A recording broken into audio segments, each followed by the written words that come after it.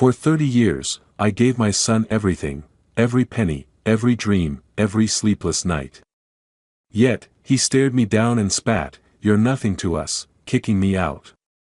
Everyone whispered I was broken, but in court, I just smiled, pulled out a yellow document, and handed it to the judge. When he read it, my son screamed, and I felt justice finally stir. Before we continue, please subscribe to the channel and let us know where you are listening in the comments. The keys hit the glass table with a clang, sharp as a gunshot. Liam paced the living room, his polished shoes clicking on the hardwood floor. "You think we owe you something?" he spat, his voice slicing through the air. "You're nothing to us." I stood frozen, my fingers tight around the handle of a small suitcase. The words cut deeper than I could have imagined, each syllable a blade twisting in my chest. 30 years, every penny, every dream, every sleepless night, poured into him. And now this. Olivia leaned against the armrest of a white leather sofa, her arms crossed, a faint smirk curling her lips. "David, you don't want to drag this out," she said, her tone smooth as silk but cold as the marble countertop behind her. "It's time to go." The room gleamed with wealth, crystal chandelier, floor-to-ceiling windows, a wine glass tipped over, its red stain seeping into the cream rug. This house, my house, the one I'd signed over to Liam 5 years ago, felt like a stranger's now. I'd given it to him, thinking it was love. Foolish. "Liam," I said, my voice low, trembling despite myself. "I gave you everything." He stopped pacing, his wedding ring glinting as he pointed at the door. "And I'm done carrying you. Get out." Olivia's hand twitched, betraying a flicker of unease, but her eyes stayed locked on me, daring me to crumble. I wanted to scream, to shake him, to make him remember the boy who'd clung to me after his mother died. But that boy was gone.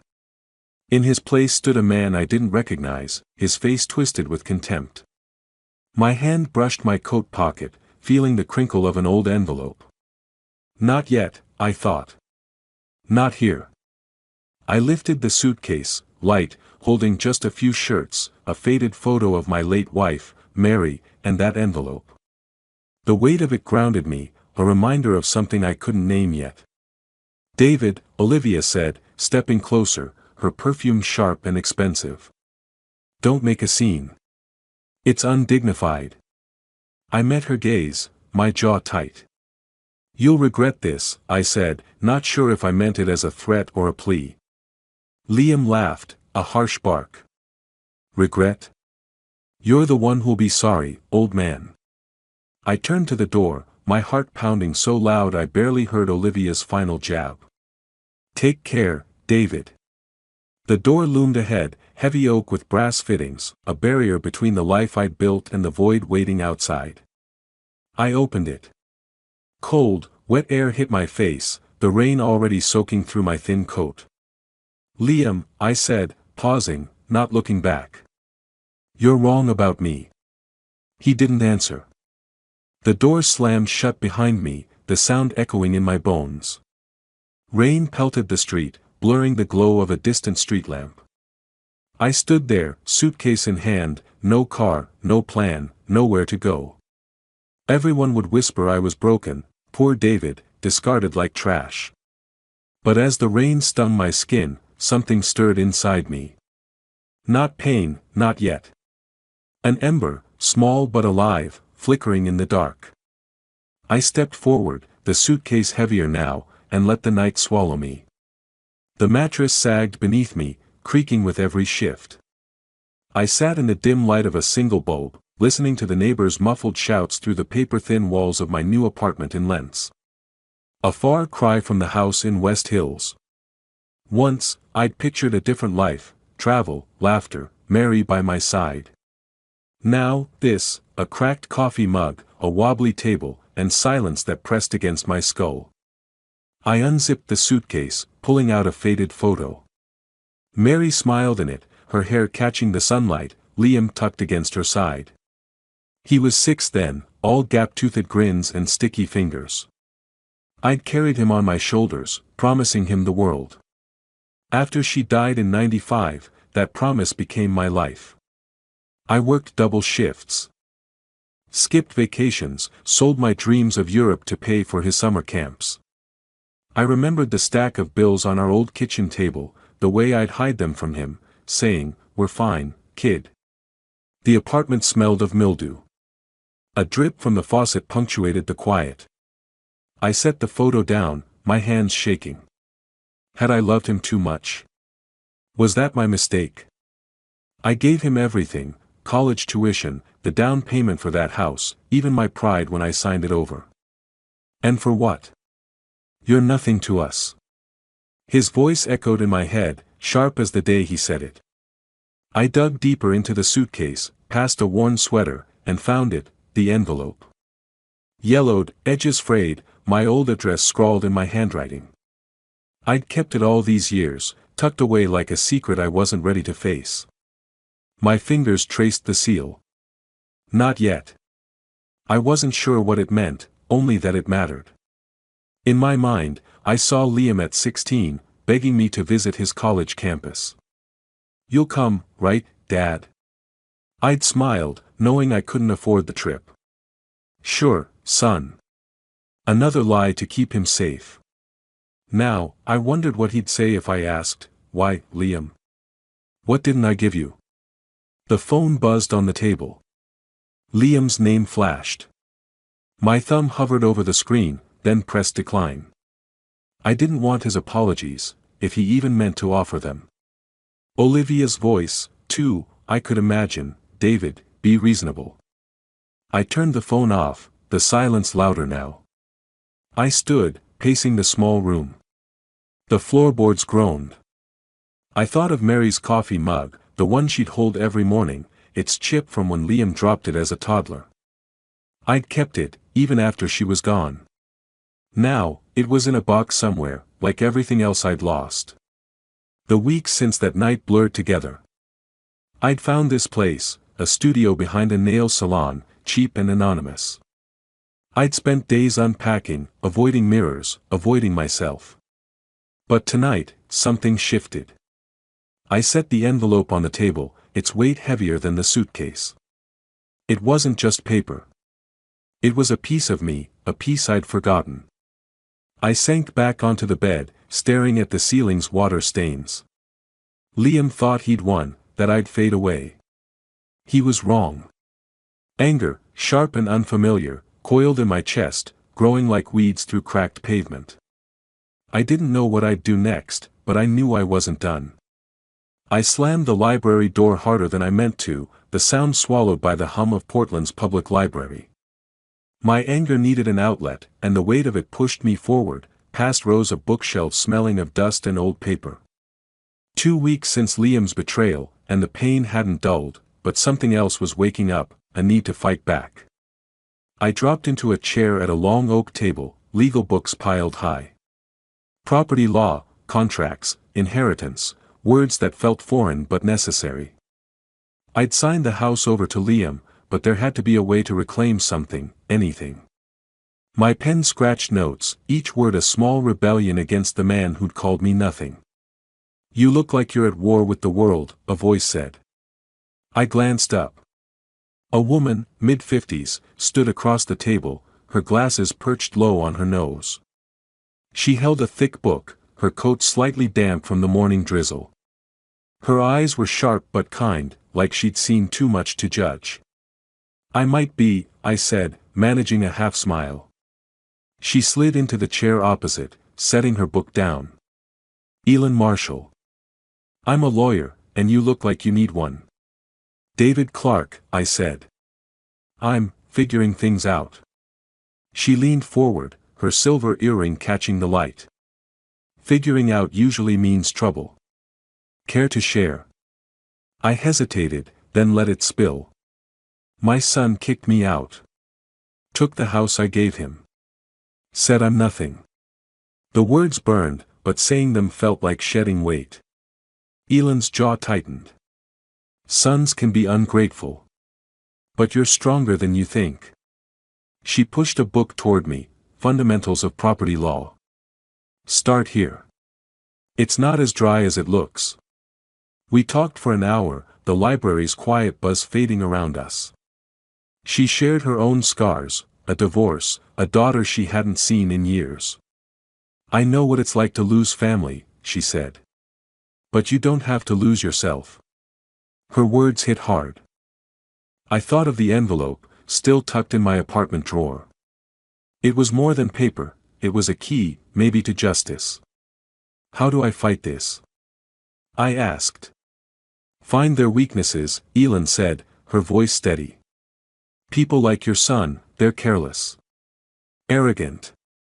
Use that. We moved to a nearby cafe, the air thick with coffee and rain. My phone buzzed, Liam again.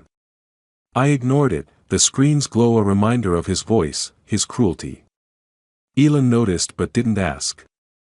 Instead, she sketched out ideas, liens, fraud claims, old contracts. You need evidence, she said. Something they can't ignore. I nodded, my fist clenching under the table. Liam thought he'd crushed me. Olivia thought she'd outsmarted me. They were wrong. I wasn't the broken man they imagined. I was David Clark, and I'd make them see it. Back in my apartment, the bulb flickered as I sat at the wobbly table. The envelope lay there, its edges worn but intact. I didn't open it, not yet. But for the first time in weeks, I felt it, a pulse of hope, steady and real.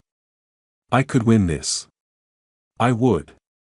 I sat at the library table, gripping my pen like a weapon. The hope I'd felt last night burned brighter now, urging me forward. Today, I'd start fighting back. Elin slid a stack of papers across the table, her eyes sharp behind her glasses. This is where we begin, she said, tapping a news article about Liam's real estate firm. The headline mentioned client complaints, small cracks in his perfect world. We'd spent weeks digging, meeting in quiet corners of Portland's libraries and cafes. The library smelled of old books and faint coffee from a vending machine. Its hum grounded me as I scanned documents, my fingers smudging ink. Liam's life, laid bare in public records and social media, revealed a man drunk on arrogance. Elin pointed to a post on Olivia's profile, a polished photo at a gala, her smile tight. She's obsessed with control, Elin said. That's her weakness. I nodded, scribbling notes. Liam's firm was under scrutiny for shady deals, the kind that could ruin him if someone pushed hard enough. His ego blinded him to the risks, he thought he was untouchable. Olivia, meanwhile, lived for her reputation. I imagined her in a boardroom, her voice crisp, her hands trembling if a scandal broke. One misstep, and her carefully built image would shatter. Found something, Elin said, sliding her laptop toward me. A forum post from a disgruntled client accused Liam of inflating property values. If we can tie this to him, it's leverage.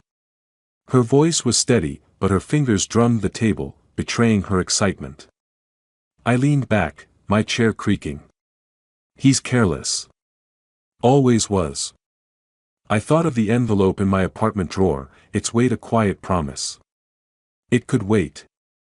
For now, we needed more, names, dates, proof. Elin's gaze softened. You remind me of myself, you know. After my divorce. She paused, twisting her coffee cup. He took everything, my home, my confidence. I rebuilt it, but it cost me my daughter. She doesn't call anymore. Her voice cracked, and I saw the woman behind the lawyer, raw and real. I'm sorry, I said, my throat tight.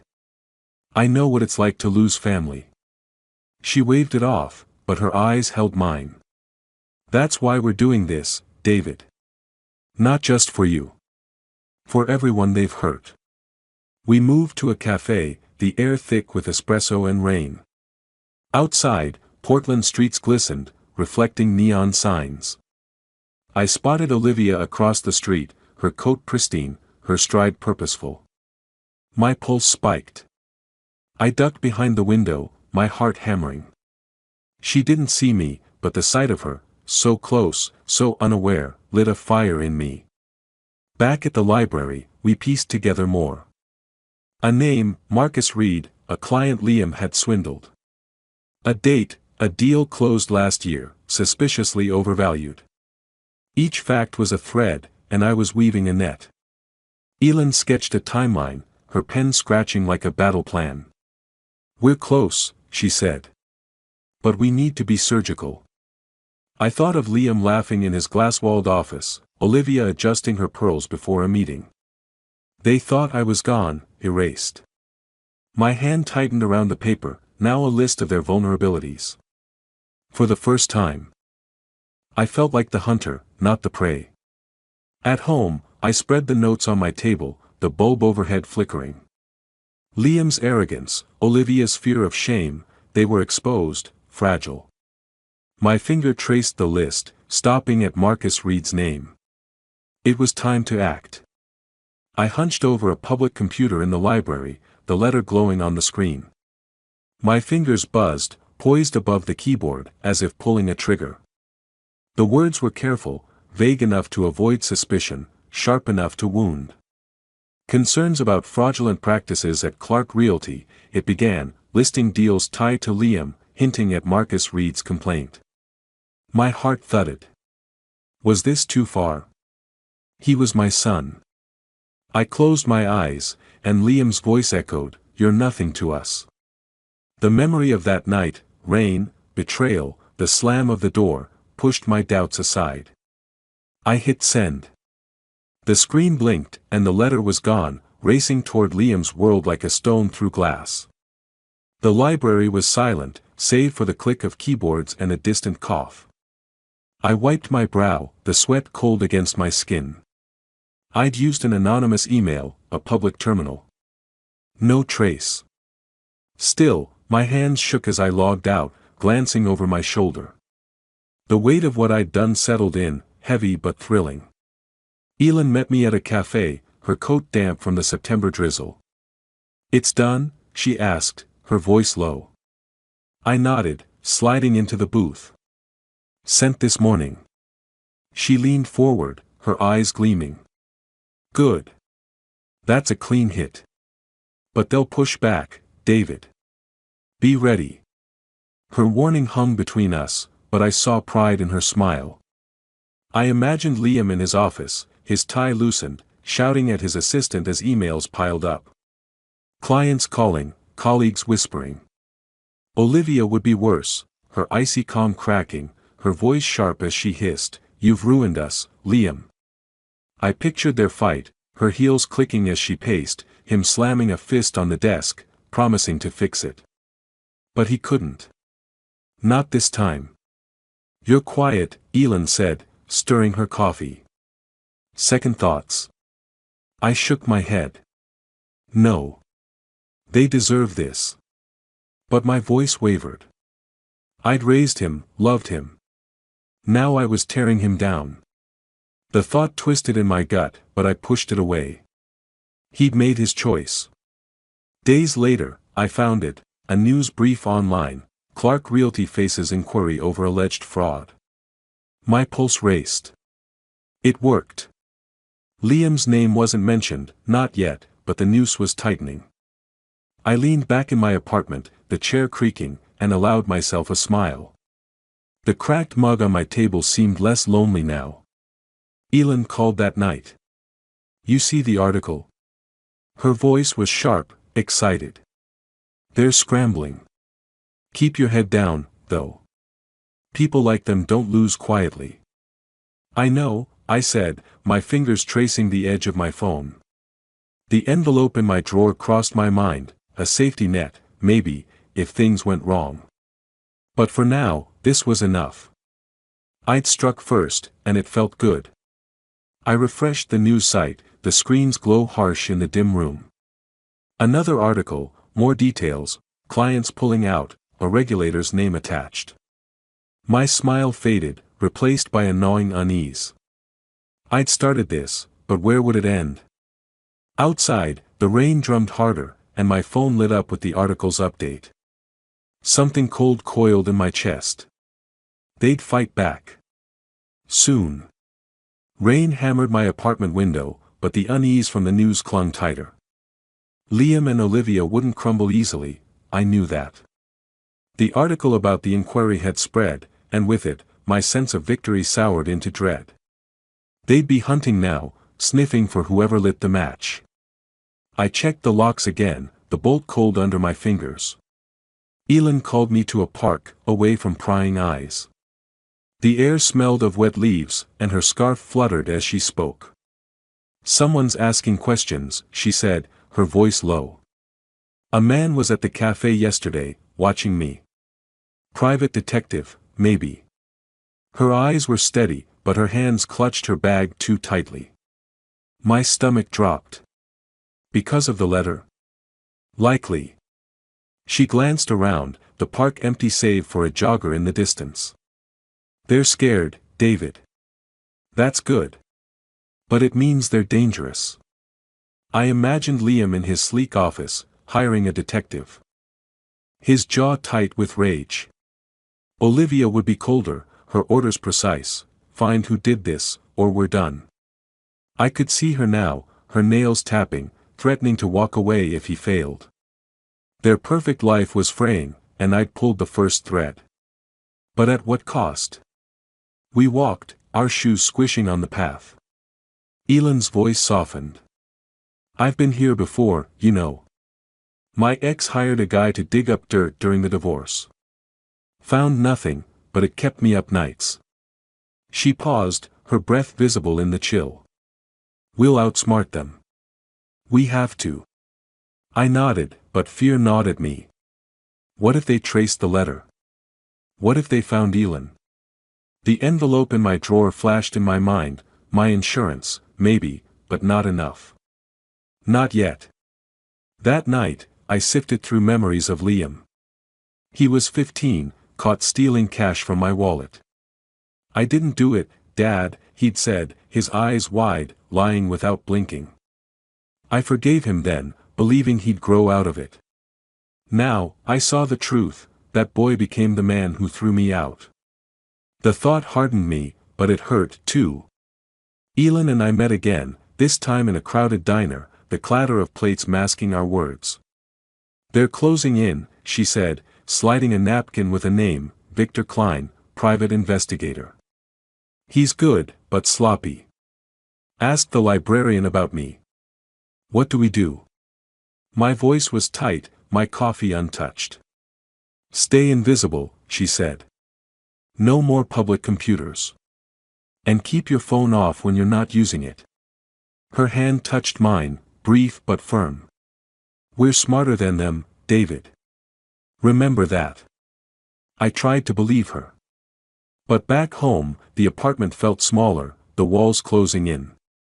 I hid my notes in a shoebox, my hands unsteady. The street outside was quiet, too quiet. I thought of Liam's lies, Olivia's cold smile. They were circling, and I was the prey. Then my phone rang, an unknown number. I froze, staring at the screen. It stopped, but the silence was worse. A creak came from outside, sharp against the rain. My fists clenched, my heart pounding. They were close. I had to move faster. I stood in the park, clutching an umbrella, its ribs straining against the November wind. Last night's creak outside my window had kept me awake, my pulse racing at every shadow. But today, I was ready. The game had begun, and I wasn't backing down. Elin sat on a peeling bench, her scarf loose, her notebook open. "We need to be precise," she said, her pen scratching a timeline. "One wrong move, and they'll pounce." The park smelled of wet leaves and distant wood smoke. A dog barked somewhere, its echo swallowed by the drizzle. I pulled my coat tighter, my own notes tucked in a battered journal. "The document," I said, my voice low. "It's our edge." Elin glanced up, her eyes narrowing. "The original deed? You're sure it holds up?" I nodded. "There was a mistake when I signed the house over. It's still mine, legally." I didn't explain more, not yet. The deed, hidden in my apartment, was my ace, a yellowed contract that could unravel Liam's world. But we had to play it right. She leaned forward, her breath clouding in the chill. Then we file a claim, quietly. But we need a distraction, something to keep them off balance. Her pen tapped the page, more anonymous tips, complaints to Liam's regulators, whispers to stir the pot.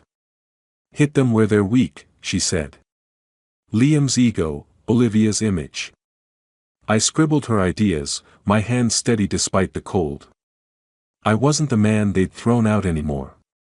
I was a strategist, building a trap. But a flicker of doubt gnawed at me. What if this changes me, Elin? What if I lose myself? She smirked, closing her notebook. If we mess this up, I'll buy you coffee at the worst diner in Portland. Deal? Her humor broke the tension, and I laughed, the sound foreign in my throat. She was more than an ally now, a friend, someone who saw me when I'd forgotten myself. We mapped it out, a letter to the city about Liam's deals, vague but pointed, sent from a burner email. A legal draft, hidden for now, to reclaim the house. Each step was a brick in the wall I was building. I thought of Liam's smug grin, Olivia's cold stare. They'd underestimated me. That was their mistake. A man jogged past. His hood up, and my heart skipped. I scanned the park, half expecting Liam's detective. You're jumpy, Elin said, her voice calm. He's just a runner. Stay focused. But her hand tightened on her bag, betraying her own nerves. I flipped through my journal, the pages filled with dates, names, weaknesses. Liam's fraud, Olivia's fear of shame, they were exposed, and I held the strings. We're close, I said, my voice firm. I can feel it. Elin nodded, standing. We are. But this is chess, David. One move at a time. She tucked her scarf, her silhouette sharp against the gray sky. I folded my notes, the paper crisp in my hands. It wasn't just a plan, it was power, something I hadn't felt in years. Back home, the apartment was cold, the radiator hissing. I slid the notes into my pocket, their weight grounding me. The deed waited in its drawer, but this was bigger now. The game was on, and I was ready to play. I opened the news site, and there it was, Liam Clark, my son, the man I'd built, crumbling. The headline screamed, Clark Realty fined for shady practices. My chest tightened, not with fear but with a strange, sharp joy. I leaned back in my apartment, the chair creaking, the dim lamp casting shadows on the cracked walls. He was falling, and I'd pushed him. The article detailed it all, fines, lost clients, regulators circling. Liam's name wasn't front and center, but it didn't need to be. His colleagues would whisper, his phone would go silent.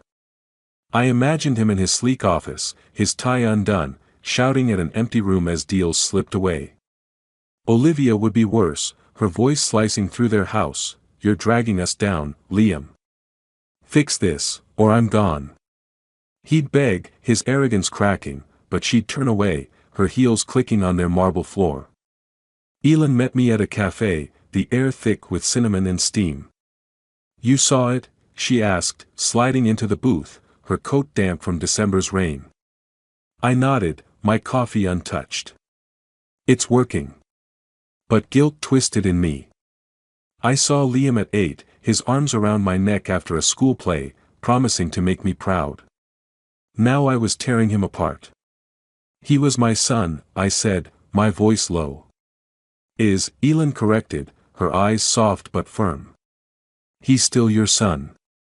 But he chose this fight. She sipped her tea, her fingers steady. He might suspect you, David. Be careful. I thought of the deed, locked away. It was my trump card, but this moment, Liam's world shaking, was enough for now. I remembered him at 16, caught stealing from my wallet, swearing he'd be better.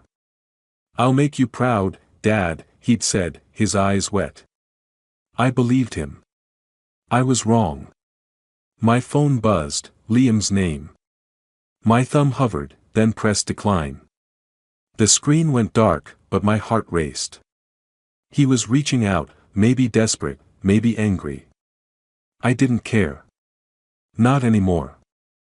Elin leaned forward. You hit hard, but he's not done.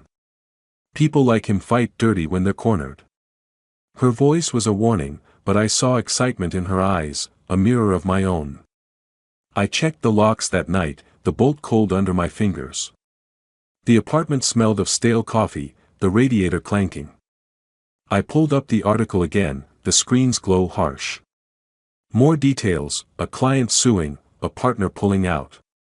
I smiled, but it faded. Liam wasn't just losing money, he was losing himself. And I'd done it. Another call came, Liam's name flashing. I shut the phone off, the silence heavy. He was close, too close.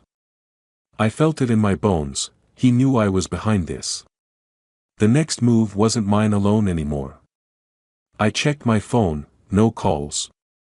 The quiet was deceptive, but I knew Olivia was next. Liam's fall had cracked their world, and now it was her turn.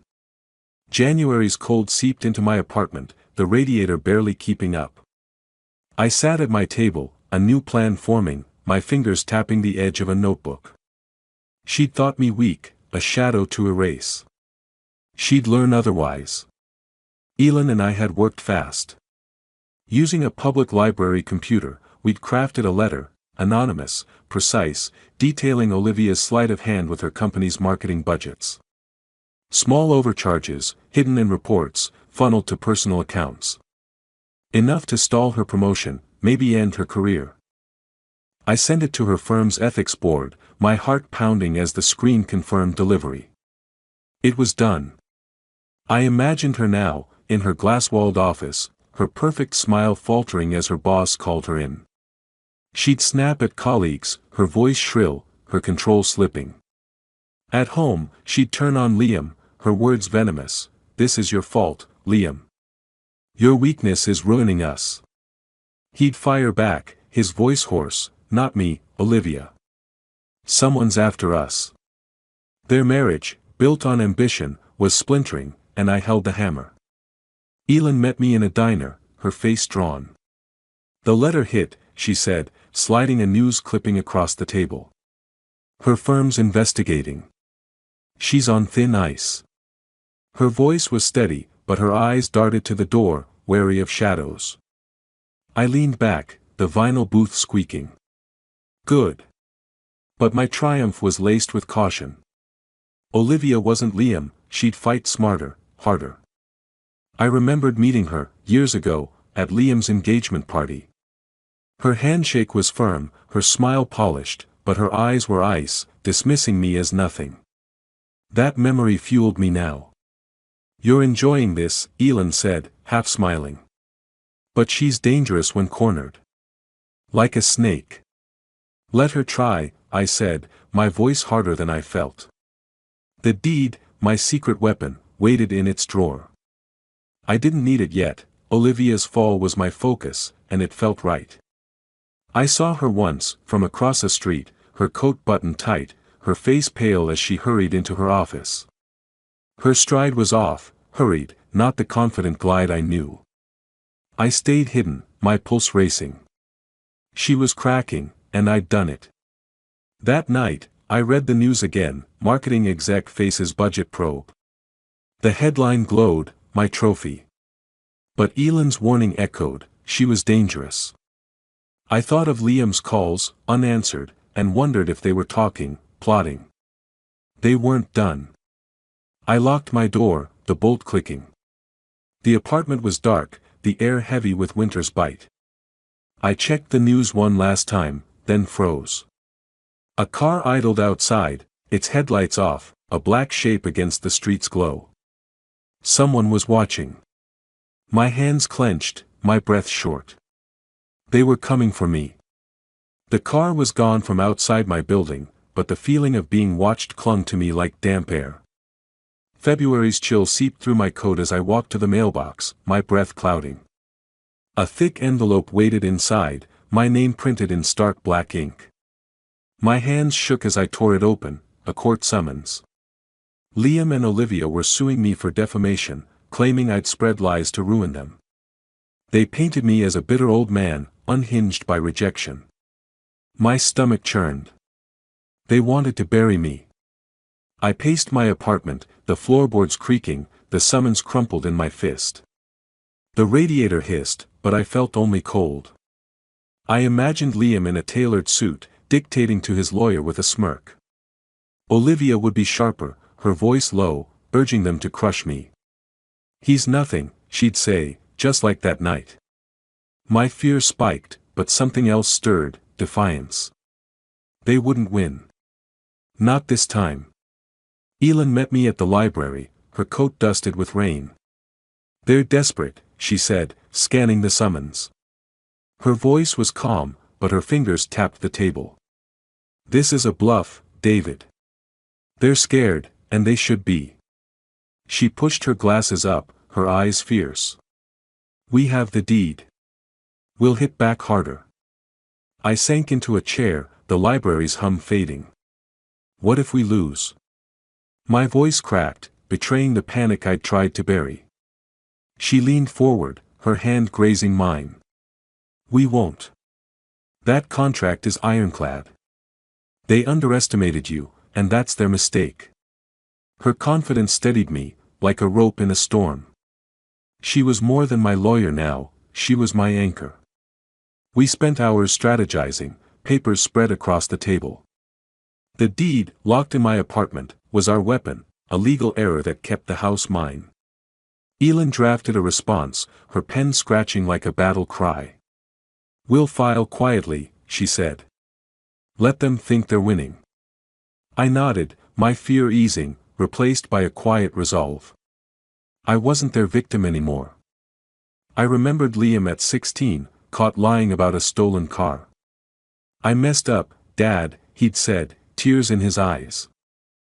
I hugged him, believing love would fix him. I was wrong. That boy was gone, replaced by a man who'd spit in my face. The memory hardened me, but it stung, too. Outside, I spotted Liam across the street, his phone pressed to his ear, his face drawn. My pulse raced. I ducked behind a corner, my breath shallow. He didn't see me, but his presence felt like a warning. They were close, too close. Back home, I checked the locks, the bolt cold under my fingers. The summons lay on my table, a challenge I wouldn't refuse. I thought of the deed, waiting in its drawer. It was my shield, my sword.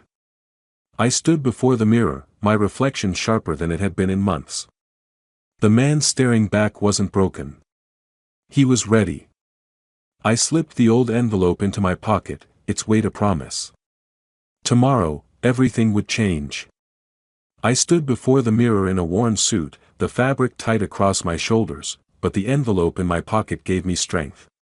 The courthouse loomed ahead, its stone steps slick with March rain. My heart pounded, but I wasn't afraid, not anymore. Today, I'd end this. The deed, that yellowed contract, was my truth, and Liam and Olivia would face it. The courtroom smelled of polish and dust, its wooden benches creaking under the weight of spectators. Liam sat at the plaintiff's table, his jaw tight, his suit pristine. Olivia, beside him, adjusted her scarf, her face a mask of composure. But I saw the tension in her eyes, the way her fingers gripped her purse. They thought they'd won before we'd even started. Elin squeezed my arm, her voice a whisper. "You've got this, David." Her calm grounded me, her presence a reminder of how far we'd come. The judge, a stern woman with gray hair, called the room to order. My summons for defamation was their weapon, but I had a better one. Their lawyer spoke first, his voice smooth, accusing me of lies, of spite. Liam nodded along, his gaze flicking to me, daring me to break. Olivia's lips twitched, a faint smirk. I stayed still, my hands steady. Then it was our turn. Elin rose, her tone sharp but measured. "Your Honor, we have evidence that changes everything. She nodded to me. I stood, my legs firm, and handed the judge the deed. The paper was heavy, its ink faded but clear. "This is the original contract for the house," I said, my voice steady. "It was never properly transferred. The property is mine." The room stilled. The judge adjusted her glasses, reading. Liam leaned forward, his face reddening. "That's a lie," he shouted, his voice cracking. "He's making it up." Olivia's hand shot to his arm, her nails digging in, but her eyes were wide, her composure gone. The judge raised a hand, silencing him. She read on, her brow furrowing. "I remembered signing that deed, years ago, thinking it was for Liam's future. I'd trusted him, loved him. Now, that same paper was my victory, a twist of fate I hadn't foreseen." "Mr. Clark," the judge said, looking at Liam. "This document is valid. The transfer was incomplete." Gasps rippled through the room. Liam stood, his chair scraping, his voice a snarl. "No. He can't do this." Olivia's face drained of color, her purse slipping to the floor. She whispered something, her voice lost in the chaos. Elin leaned close, her breath warm. "You did it, David." I nodded, but my triumph was quiet. I'd won, but the cost was heavy. Liam's rage, Olivia's collapse, they were my doing. Yet as I watched them unravel, the pain of that night, their betrayal, their cruelty, eased. The judge banged her gavel, dismissing their claim. I stood, my legs steady, and walked out, the air crisp and sharp. Elin followed, her smile wide. I felt lighter, freer, but questions lingered. What now? I touched the envelope in my pocket, its work done. The future waited, and I wasn't sure where it led. I stepped out of the courthouse, and the world felt lighter, the March air sharp with possibility. The judge's ruling had come a week later, the house was mine, the deed upheld. Liam and Olivia's empire, built on greed and betrayal, had crumbled. Their wealth, their status, their marriage, all gone. I'd won, but the victory wasn't just the house. It was me, reclaimed from the ashes of their cruelty. Yet standing there, I wondered where to go next. June's sun warmed Portland streets as I walked through the old house one last time. The floors creaked, the air thick with memories, Liam's laughter as a boy, Mary's voice calling from the kitchen. I ran my hand along the banister, its wood smooth from years of touch. This place had been my heart, but now it felt like chains. I called a realtor that day, signing papers to sell it. The pen felt light, the act a release. I didn't need these walls anymore. Elin met me at a cafe, her scarf bright against the summer light. "You're free now," she said, spreading a map across the table. "Paris or Rome?" Her laugh was warm, her eyes bright with mischief. We'd grown close, our friendship a gift I hadn't expected. She'd saved me, not just in court but in spirit, pulling me from the dark. I sipped my coffee, the bitterness familiar but softer now. "Both," I said, grinning. Europe, my dream, buried for 30 years, was alive again. I remembered Mary, her hand in mine, her voice soft. "Live, David," she'd said before she died. "Don't stop." I'd failed her then, pouring everything into Liam. But now, I was ready. Her photo, now in a new frame, sat on my table in a small, bright apartment I'd rented. A clean start. The weeks after the trial had been quiet. News trickled in, Liam's firm collapsed, his clients gone. Olivia's career imploded, her name tainted. I imagined them fighting, their voices sharp, their love, if it ever was love, shattered. I felt no joy, only closure. They'd made their choices, and I'd made mine. I sold the house for a good price, enough to fund my travels and more. The money felt secondary, the freedom was everything. Elin and I planned our trip, poring over guidebooks, laughing over bad French phrases. She'd visit her daughter first, try to mend that bridge. I hoped she would. She deserved it. My new apartment smelled of fresh paint, its windows catching the morning sun. I walked through it, my steps light, and found Mary's photo on the shelf. "I'm living now," I whispered, my throat tight. Justice had been bitter, but it had freed me.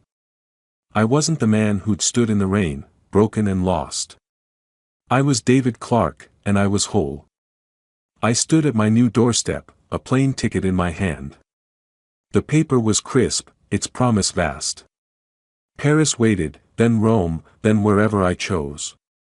The sun warmed my face, and I smiled, the future opened before me. If you liked this story, please like this video, subscribe to the channel, and share your impressions of this story in the comments. To listen to the next story, click on the box on the left. Thank you for watching.